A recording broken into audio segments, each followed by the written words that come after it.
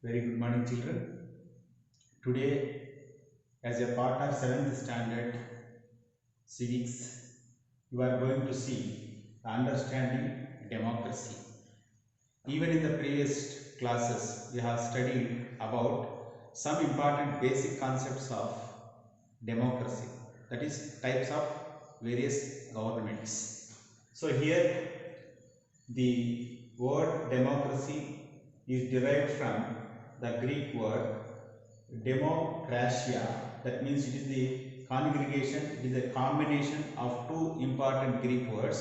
Those are demos and kratos. Demos means people, kratos means rule. The English word democracy has been derived from the Greek word demokratia. That is, it is the combination of two words, two Greek words, that is demos and kratos. Demos means people, kratos means rule. So literally the meaning of democracy is rule by the people. What is the literal meaning of democracy? Rule by the people. Here, what is the meaning of democracy means? In a simple words, you can understand democracy that the people govern themselves either directly or through elected representatives. What is the literal meaning of democracy? The people, that is what the important meaning of democracy is the people govern themselves either directly or through elected representatives.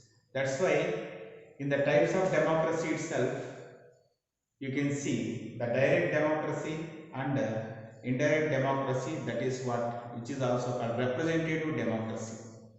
So far what we have seen in the world, the best form of government is democratic form of government, and the word democracy has been derived from the two Greek words demos and kratos, which means rule by the people. In what way we can understand the form of democratic government is, a democratic form of government is the type of government in which people govern themselves either directly or through elected representatives. So, what are these elected representatives?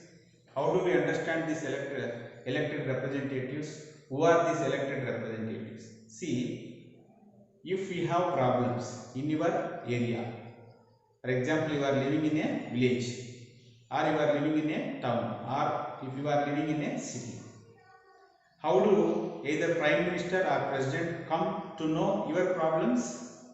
It is not possible to know the problems of each and every individual in the country. So, what we want? We want some people to represent our problems to either Prime Minister or President. So, in such a way, we need some people locally who address our problems. So, what we have to understand, in order to represent our problems, either to the Chief Minister or to the Prime Minister or to the President, we elect some people. Those are called representatives. Who are those representatives? What are the examples of representatives? Those are what MLAs, MPs. So these are the state and central level. Then what about the just from the street level or from ward level? So ward members. So from ward member. Next, councillors. Councillors. Next, corporators. Corporators. Next, the Mandal Parishad. If you come to the Mandal level, or see ward member, you can see in a Panchayati level. Or if you come to Mandal level, you can see that is what MPTCs. That is MPTC members. That is Mandal Parishad Territorial Constituency members, ZPTC members. So who are all these? These are all the different examples for the representatives who actually know, who actually try to know your problems. Understood? So whenever you elect all these people, automatically they address your problems to the concerned authority. So that is what the simple meaning of elected representatives. Then now we get a question, we get a doubt that how this best form of government in the world, that is democracy, actually started in different parts of the world. Where it was started, where was its beginning? So here, if once you see the history of democracy, that is the history of democracy was actually started with the Greeks. Who are called Greeks? The people who live in the country called Greece. So Greece is one of the important European country. Understood? So the first signs of democracy you can see in Greece. Which country? That is Greece. Particularly the city name called Athens. What is the city name here? Athens. See, olden days the Athens and Sparta. What are the two Greek cities? Athens and Sparta. Even you might have known that the ancient Olympics were started in the two cities of Athens and Sparta. The ancient Olympics were started at Sparta and Athens. And even if you go through the important ancient civilizations, Chinese civilization, Aztec civilization, Indus Valley civilization, Egypt civilization, particularly Greek civilization. The Greek civilization, which actually belonged to Greeks, that great civilization was flourished in the two important cities of Greece, that is Athens and Sparta, which you can see in the city called Greece. Understood? So that is the first important thing what you have to understand. The first signs of democracy you can see particularly in the city called Athens. Athens you can see which country? Greece. Where do you find Greece? In Europe. Understood? Then who was considered the father of Athenian democracy? Athenian means what? This Athenian actually comes from the city name Athens only. So what is the person name here? Cleisthenes. Cleisthenes is the person. He is considered father of Athenian democracy. Why he is considered the father of Athenian democracy? Because he framed the constitution in a democratic way. He framed the constitution for particularly which city? Athens. He framed that constitution in a democratic way first time. That's why he is considered the father of Athenian democracy. So what was there in that Athenian democracy? Who were eligible to elect representatives means only adults. That too male adults. Who are the eligible voters means male adults. So who are adults? That is the people who actually cross 18 years of age. So in our country now, who are considered as adults means the 18 years, the people who cross 18 years of age, they are considered adults. So during such situation, they allowed the people who had 18 years of age. Particularly that too, those are the important thing, that is so the 18 years of age adults were allowed to exercise their right caste to vote. Understood? So this is what the first important beginning. This is the beginning of democracy. How actually democracy started to spread throughout the world. So with this explanation, you have to understand that democracy was first. Democracy actually flourished in the city called Greece, particularly in the city called in the country called Greece and the city called Athens. And who is considered the father of Athenian democracy? Cleisthenes is considered father of Athenian democracy. Why? Because he was the person who introduced a constitution for the city called Athens in a democratic way, and who were eligible, who actually had right to vote means adults. That particularly male adults had right to vote. So that is what the beginning. Now let us see the next important. What were the other developments? Particularly what happened in France? Then what happened in USA? What happened in Britain? Because of all these developments only, the democracy actually took its form. Let us see now. Yes, children. So far what we have seen. So how actually democracy started in the country like Greece, particularly in the city called Athens. Who is considered the father of Athenian democracy? That is, Clisthenes is considered the father of Athenian democracy. The person who framed the constitution particularly for the city of Athens. That's why he is called the father of Athenian democracy. And only the male adults were allowed to right to vote. So nowadays, who are allowed? All the adults. That is, there is no discrimination between men and women. That is, women as well as men can exercise the right to vote. No discrimination. But in the olden days, particularly, such discrimination was there. The right to vote was given only to whom? Only to the adults. Now, come to the second important development. How democracy actually flourished, even in Britain also. See, there is a little information given to you about a West African country. So, the Burkina Faso. What is the country name here? Burkina Faso. It is a West African country. Once you see the Africa political map and you can find this country, Burkina Faso. The country which is considered the youngest democratic government.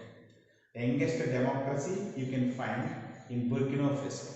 This is the youngest democratic country.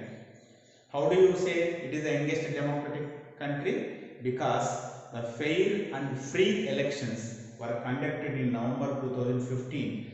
With those elections, it emerged as that is what the youngest democratic government in the world. What is the country name? Burkina Faso. Now coming to the second development. The first development you have seen, that is what in Greece. The second important development is in England, particularly in the 17th century. So one important revolution took place in England in 17th century. What is the revolution name? That is Glorious Revolution. What this revolution is called? Glorious Revolution. It's also called Bloodless Revolution. Bloodless Revolution. Understood? So this because of this glorious revolution which happened in 1688. So this glorious revolution or bloodless revolution, what happened? So the British actually they rejected the divine rights of king. What are the divine rights of king? If king feels that I have the rights, I have got these rights from the God, the words of the king become the laws of the nation. So if king feels that the rights what I am exercising, what I am following, what I am administering, all those rights I have inherited, I have got from the God. Such rights are called divine rights of the king. That means the king need not to follow the words of any representative. What he wish, he can do that. So in such a way, the kings exercised their absolute powers, more powers, particularly on the people. So such divine rights of the king were rejected by the people. When? During Glorious Revolution. In that revolution, they revolted against the rule of king, particularly in Britain. So they rejected the rule of king. So whenever the king was rejected, at the same time they gave importance to whom? They gave importance to the rights of the people. And this led to the emergence of rule of law. Which led to the emergence of rule of law? That is, whenever the British people, whenever the people of Britain rejected the divine rights of the king, and whenever they gave importance to the rights of the people, this led to the emergence of rule of law. What is rule of law? If all are equal in the eyes of law, that is called rule of law. There are no special concessions. There are no privileges. There are no special arrangements to anyone. All are equal. people and rulers are equal. If anyone commit any mistake, they will be punished by the court of law, by the courts. That is called rule of law. So with their revolt, rule of law actually emerged. Understood? And even all the powers of the king were transferred to whom? To the two houses of Britain. Those are House of Lords and House of Commons. House of Lords and the House of Commons. How there is Lok Sabha and Raj Sabha in our country? In the same way, in Britain also, the powers of the king were transferred to whom? House of Lords and House of Commons. So which is upper house here? That is the House of Lords is upper house and House of Lords is lower house. This is upper house, this is lower house. Understood? So in that way, before 1688, the king actually exercised absolute powers. But after 1688, all those powers were transferred to two houses, that is House of Lords and House of Commons. Whenever they give their assent, whenever they give their permission, then only the king can do anything. Without the permission, without the approval, without the assent of both the houses, the king cannot exercise any power. In such a way, the democracy flourished in Britain. Understood? And even after 1688, right to vote was given to all the adults, particularly the people who had property. There is again discrimination. Nowadays, are you finding such discrimination?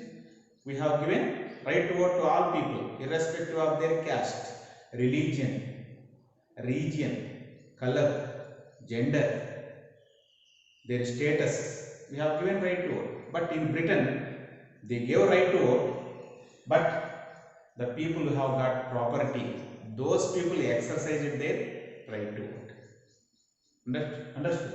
But anyhow, democracy flourished in Britain. This is the second important development which took place in Britain.